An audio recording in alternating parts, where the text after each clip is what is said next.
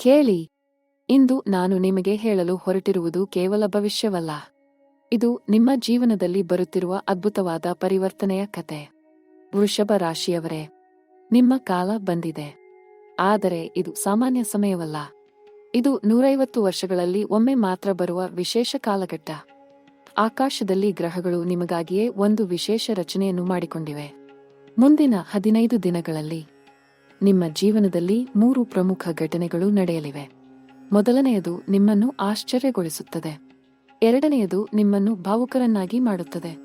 ಮೂರನೆಯದು ನಿಮ್ಮ ಭವಿಷ್ಯವನ್ನೇ ಬದಲಾಯಿಸುತ್ತದೆ. ಇದೆಲ್ಲವೂ 100ಕ್ಕೆ 100% ನಡೆಯುತ್ತದೆ ಎಂಬುದು ನನ್ನ ಜ್ಯೋತಿಷ್ಯ ಅಧ್ಯಯನದ ದೃಢವಾದ ಹೇಳಿಕೆ. ಈ ಕ್ಷಣ ಆಕಾಶದಲ್ಲಿ ಏನಾಗುತ್ತಿದೆ ಎಂದು ನೀವು ತಿಳಿದಿದ್ದೀರಾ? ಗುರುಗ್ರಹನು ತನ್ನ ಪ್ರಯಾಣದಲ್ಲಿ ಒಂದು ವಿಶೇಷ ಸ್ಥಾನಕ್ಕೆ ಬಂದಿದ್ದಾನೆ. ಅವನು ಇದೀಗ ನಿಮ್ಮ ಐಶ್ವರ್ಯದ ಮನೆಯಲ್ಲಿ ಕೂತು ನಿಮಗೆ ಆಶೀರ್ವದಿಸುತ್ತಿದ್ದಾನೆ. ಶನಿದೇವರು ನಿಧಾನವಾಗಿ ಚಲಿಸುತ್ತಾ ನಿಮ್ಮ ಕರ್ಮಸ್ಥಾನದಿಂದ ಸ್ಥಿರವಾದ ಆಶೀರ್ವಾದವನ್ನು ನೀಡುತ್ತಿದ್ದಾರೆ.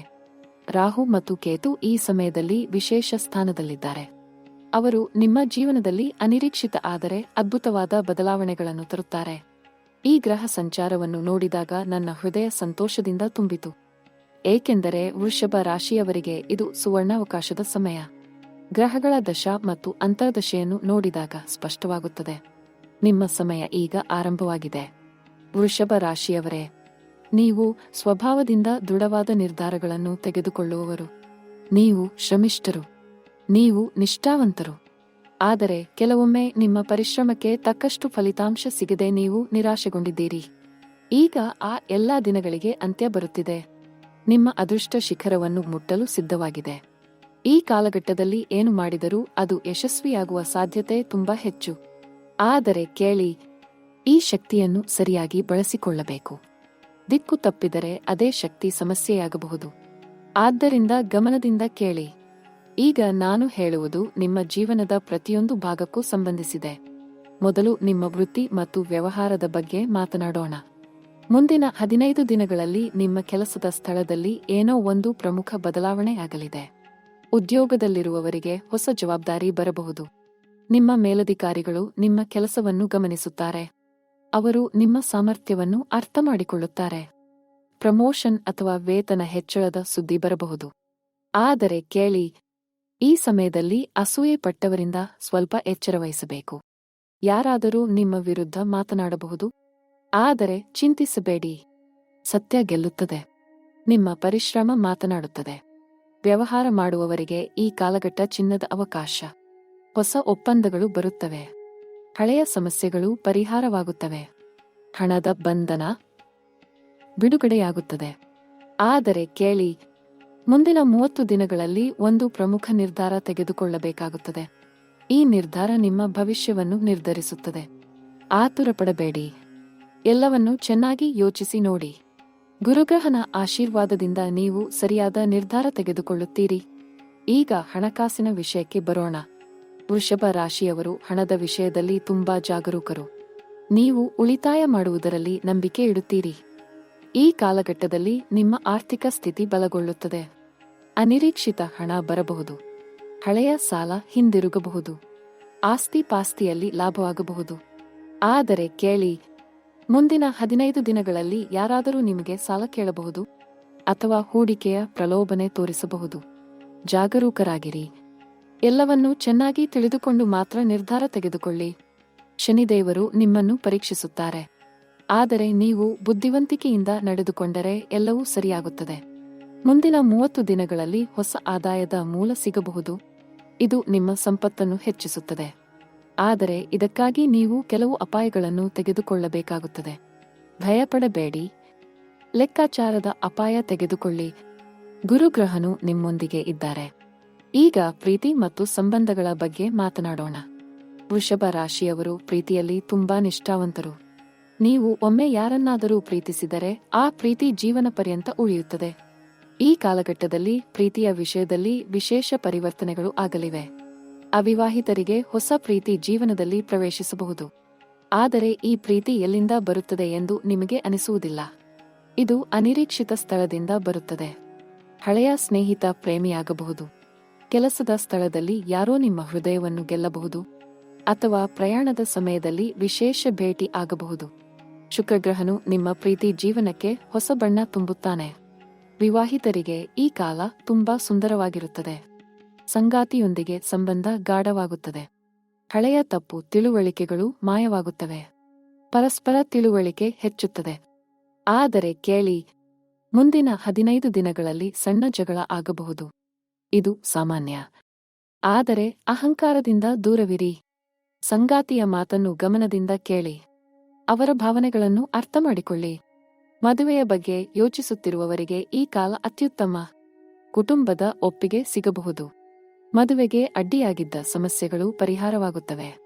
ಗುರುಗ್ರಹನು ನಿಮ್ಮ ಮದುವೆಯನ್ನು ಆಶೀರ್ವದಿಸುತ್ತಾನೆ. ಕುಟುಂಬದ ವಿಷಯವನ್ನು ನೋಡಿದರೆ ಮುಂದಿನ 30 ದಿನಗಳಲ್ಲಿ ಕುಟುಂಬದಲ್ಲಿ ಸಂತೋಷದ ಸುದ್ದಿ ಬರಬಹುದು. ಮಕ್ಕಳ ವಿಷಯದಲ್ಲಿ ಒಳ್ಳೆಯ ಸುದ್ದಿ ಬರಬಹುದು. ಅವರು ಪರೀಕ್ಷೆಯಲ್ಲಿ ಯಶಸ್ವಿಯಾಗಬಹುದು ಅಥವಾ ವೃತ್ತಿಯಲ್ಲಿ ಪ್ರಗತಿ ಹೊಂದಬಹುದು. ಆದರೆ ತಾಯಿಯ ಆರೋಗ್ಯದ ಬಗ್ಗೆ ಸ್ವಲ್ಪ ಎಚ್ಚರ ವಹಿಸಬೇಕು. ಅವರನ್ನು ವೈದ್ಯರ ಬಳಿ ತೋರಿಸಿ. ಸಣ್ಣ ಸಮಸ್ಯೆಗಳನ್ನು ನಿರ್ಲಕ್ಷಿಸಬೇಡಿ. ತಂದೆಯೊಂದಿಗೆ ಒಳ್ಳೆಯ ಸಮಯ ಕಳೆಯಿರಿ. ಅವರು ನಿಮಗೆ ಮಹತ್ವದ ಸಲಹೆ ನೀಡಬಹುದು.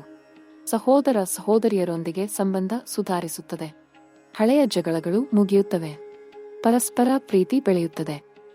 ಆರೋಗ್ಯದ ವಿಷಯಕ್ಕೆ ಬಂದರೆ ವೃಷಭ ರಾಶಿಯವರು ಸಾಮಾನ್ಯವಾಗಿ ಬಲಿಷ್ಠ ಆರೋಗ್ಯದವರು.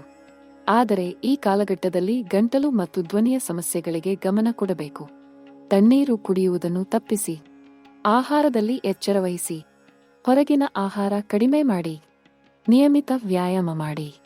ಯೋಗ ಮತ್ತು ಪ್ರಾಣಾಯಾಮ ಅಭ್ಯಾಸ ಮಾಡಿ.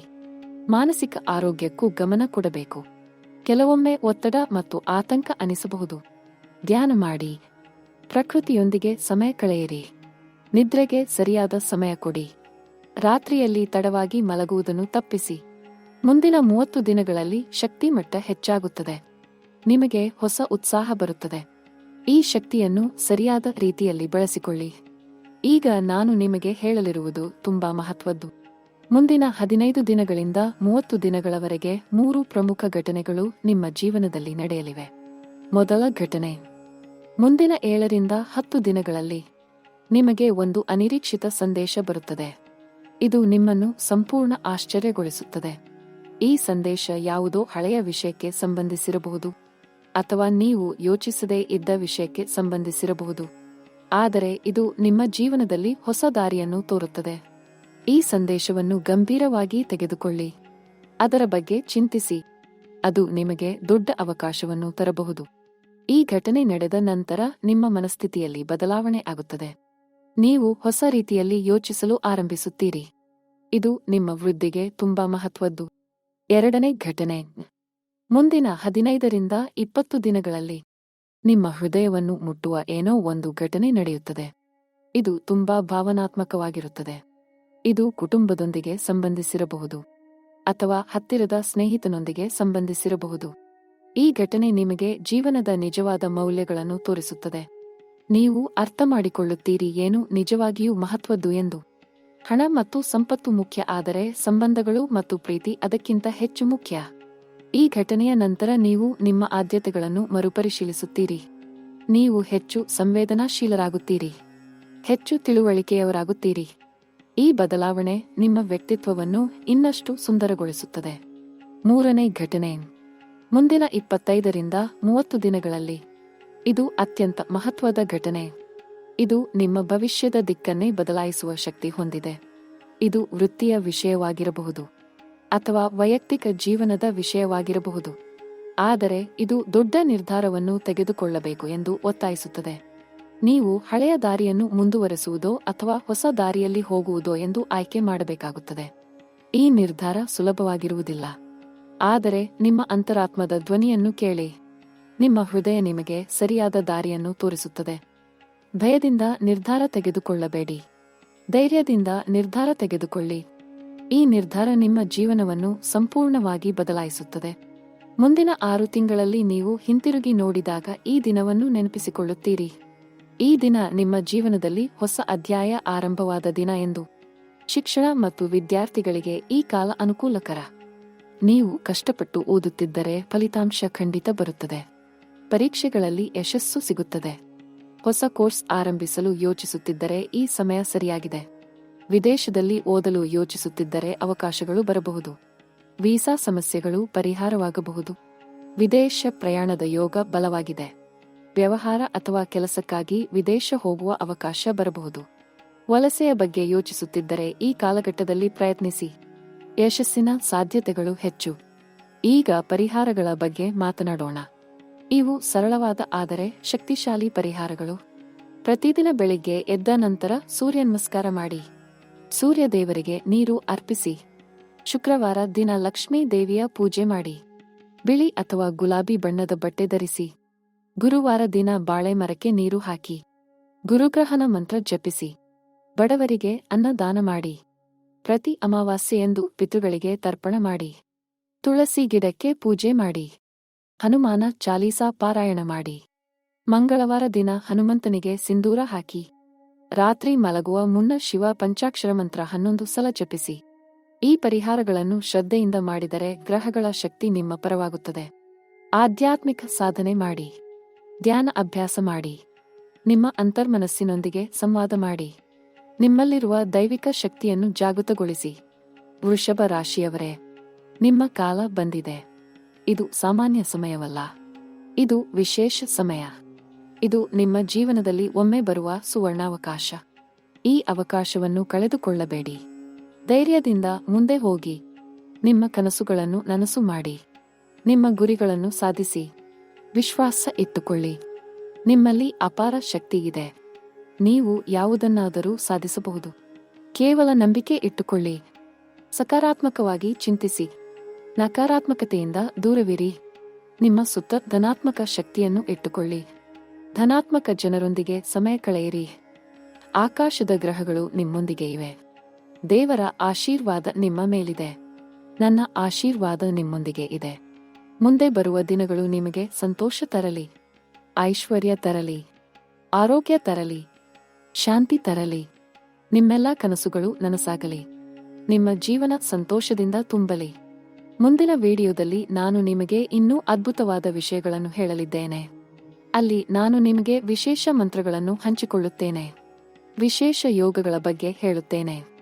ನಿಮ್ಮ ಜೀವನವನ್ನು ಸಂಪೂರ್ಣವಾಗಿ ಬದಲಾಯಿಸುವ ರಹಸ್ಯಗಳನ್ನು ತಿಳಿಸುತ್ತೇನೆ. ಆದ್ದರಿಂದ ಮುಂದಿನ ವಿಡಿಯೋವನ್ನು ತಪ್ಪದೆ ನೋಡಿ. ನನ್ನ ಆಶೀರ್ವಾದ ಯಾವಾಗಲೂ ನಿಮ್ಮೊಂದಿಗೆ.